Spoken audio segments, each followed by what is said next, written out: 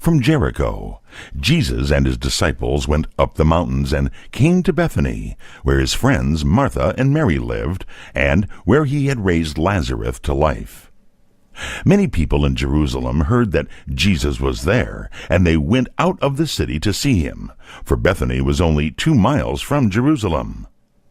Some came also to see Lazarus, whom Jesus had raised from the dead. But the rulers of the Jews said to each other, "We must not only kill Jesus, but Lazarus also, because on his account so many of the people are going after Jesus and are believing on him." The friends of Jesus in Bethany made a supper for Jesus at the house of a man named Simon.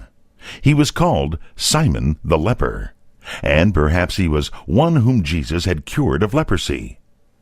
Jesus and his disciples, with Lazarus, leaned upon the couches around the table as the guests, and Martha was one of those who waited upon them.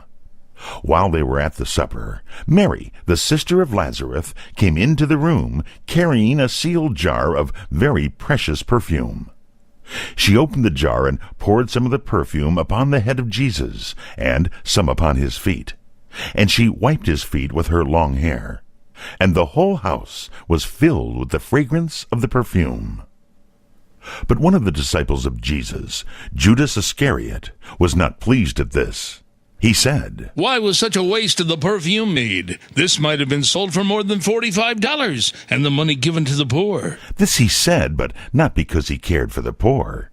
Judas was the one who kept the bag of money for Jesus and the 12, and he was a thief, and he took for his own use all the money that he could steal.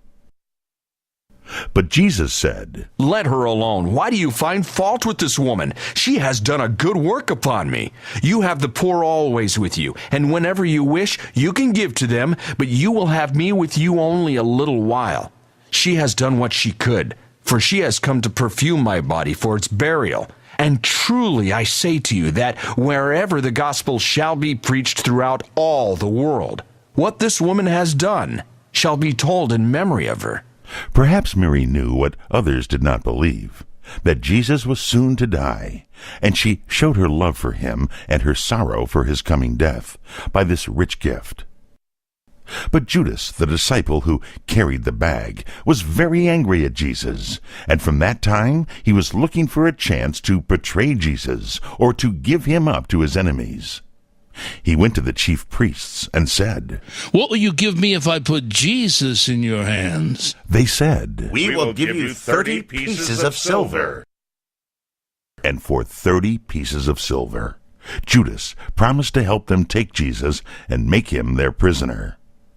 On the morning after the supper at Bethany, Jesus called 2 of his disciples and said to them, "Go into the next village, and at a place where 2 roads cross, and there you will find an ass tied and a colt with it.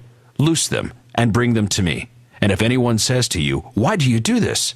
say, 'The Lord has need of them,' and they will let them go."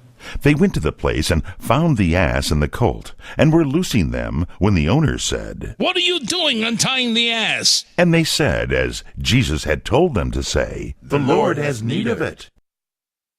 Then the owner gave them the ass and the colt for the use of Jesus. They brought them to Jesus on the Mount of Olives, and they laid some of their own clothes on the colt for a cushion, and set Jesus upon it. Then all the disciples and a very great multitude threw their garments upon the ground for Jesus to ride upon. Others cut down branches from the trees and laid them on the ground. And as Jesus rode over the mountain toward Jerusalem, many walked before him, waving branches of palm trees. And they all cried together, "Hosanna to the Son of David! Blessed is he that cometh in the name of the Lord! Blessed be the kingdom of our father David, that cometh in the name of the Lord! Hosanna in the highest!" These things they said because they believed that Jesus was the Christ, the anointed King, and they hoped that he would now set up his throne in Jerusalem. Some of the Pharisees in the crowd who did not believe in Jesus said to him, "Master, stop your disciples." But Jesus said, "I tell you that if these should be still, the very stones would cry out." And when he came into Jerusalem with all this multitude, all the city was filled with wonder. They said, Who is this? And the multitude answered, This is Jesus, the prophet of Nazareth in Galilee. And Jesus went into the temple and looked around it, but he did not stay because the hour was late. He went again to Bethany, and there stayed at night with his friends. These things took place on Sunday, the first day of the week. And that Sunday in the year is called Palm Sunday, because of the palm branches which the people carried before Jesus.